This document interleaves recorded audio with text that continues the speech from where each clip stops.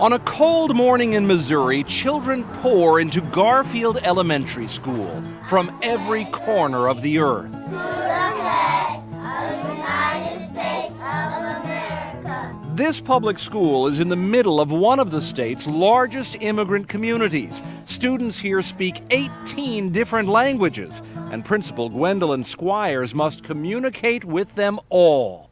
I have a little saying that on my way to work each day, it's like I'm driving to another country. As you know, often when those kids arrive here, they come here with nothing. No school records, no medical records. No. I don't think half of Kansas City knows what exists here on the northeast area of the city at all.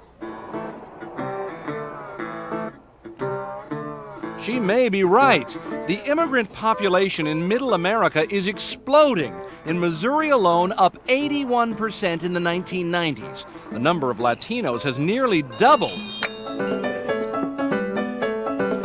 pushed by the arrival of workers like Eric Ruiz. Porque es un estado con... I like it here, he says, because there is more work and opportunity. So what are the 4 weather words that you came up with? Cloudy.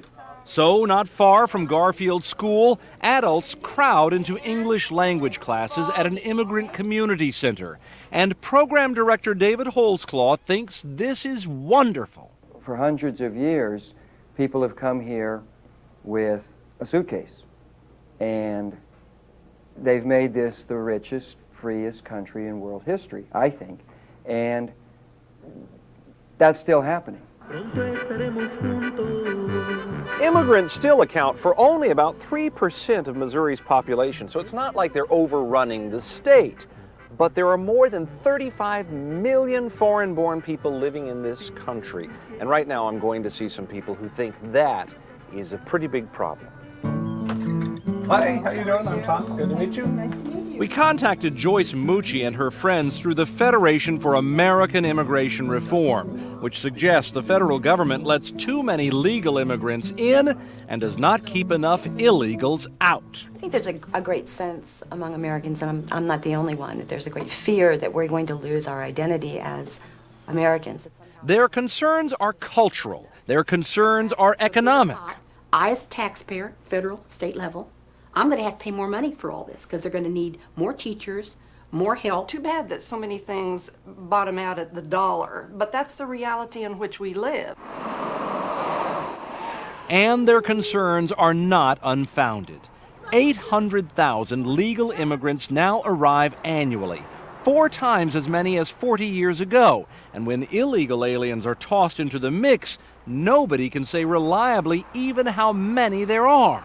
I think we need to take a look at overall policy and get a handle on it.